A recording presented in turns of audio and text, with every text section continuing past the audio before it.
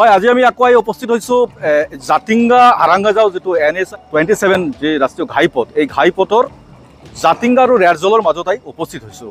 আৰু এয়া আপোনালোকে দেখা পাইছে, এয়া যি নিৰ্মাণ কাম যি চলি আছে, এয়া দীনেশ চন্দ্ৰ আগৰৱাল আৰ ইনফ্ৰাকন প্ৰাইভেট লিমিটেড নামৰ ঠিকাদাৰী গোটেই যি কামৰ দায়িত্ব লৈছে, এওঁলোকে এই কাম কৰি আছে। নমস্কাৰ, ডিমা হাছাও টাইম চোৱাৰ বাবে ধন্যবাদ। 26ৰ ৰাজ্য বিধানসভা নিৰ্বাচনৰ প্ৰতি লক্ষ্য ৰাখি ৰাষ্ট্ৰীয় ঘাইপথ ৰাজনীতিয়ে গতি লাভ কৰিছে। হয়, ডিমা হাছাও জিলাত নিৰ্মীয়মান 25 কিলোমিটাৰ দৈৰ্ঘ্যৰ জাতিংগা হাৰাংগাজাও ৰাষ্ট্ৰীয় ঘাইপথ লৈ এতিয়া আৰম্ভ হৈছে ৰাজনীতি। ৰাজ্য চৰকাৰৰ এগৰাকী মন্ত্ৰীয়ে কৈছে যে জানুৱাৰী মাহত জাতিংগা হাৰাংগাজাও 25 কিলোমিটাৰ দৈৰ্ঘ্যৰ ঘাইপথ খুলি দিয়া হ'ব, কিন্তু বাস্তৱত ইয়াৰ বিপৰীত ছবিহে ধৰা পৰিছে। এতিয়ালৈকে ভালেমান কাম বাকী আছে। নিৰ্মাণ সংস্থা DRA ইনফ্ৰাকনৰ এগৰাকী ছাইট ইঞ্জিনিয়াৰৰ ভাষ্য অনুসৰি এতিয়ালৈকে 25 কিলোমিটাৰ দৈৰ্ঘ্যৰ পথৰ 70% কাম হৈছে। উল্লেখনীয় যে ডিমা হাছাও জিলাত 2006 চনৰ পৰা ইষ্ট ৱেষ্ট কৰিডৰ NH-27 চাইলেণ্ডযুক্ত ৰাষ্ট্ৰীয় ঘাইপথ নিৰ্মাণৰ কাম চলি আছে।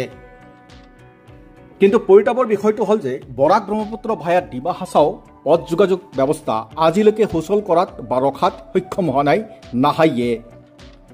জাতিংগা হাৰাংগাজাও 25 কিলোমিটাৰ পথ নিৰ্মাণ কাম যোৱা 14 বছৰ ধৰি চলি আছে, য'ত কোটি কোটি টকা ব্যয় হৈছে, কিন্তু পথ নিৰ্মাণ কাম আজিলৈকে সম্পন্ন হোৱা নাই।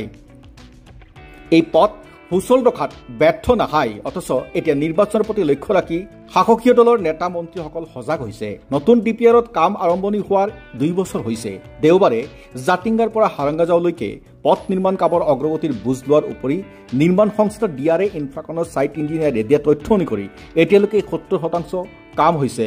প্ৰশ্ন হ'ল, যোৱা 2 বছৰত যদি 70% কাম হৈছে, তেতিয়াহ'লে অহা 4 মাহত 20% কাম কৰাটো সম্ভৱ হ'বনে? এয়াই হৈ গ'ল এই মুহূৰ্তৰ কোটিটকীয়া প্ৰশ্ন।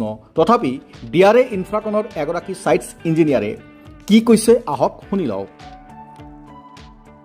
एक साइड छोड़ने का प्लान है, हाँ, जनवरी में होने का प्लान है।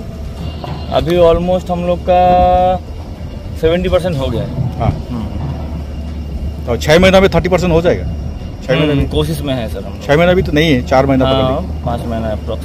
एक साइड का तो हम लोग छोड़ने का प्लान में है सर। अब बाकी जो चेंज ऑफ स्कोप में जो और नया स्ट्रक्चर आया है उसके लिए थोड़ा डिले होगा। काम करने के चैलेंजेस तो नॉर्मल कुछ नहीं है, हम लोग के पास इनफ मशीनरीज भी है, चल रहा है, प्रोग्रेस में चल रहा है काम, कोई प्रॉब्लम नहीं है।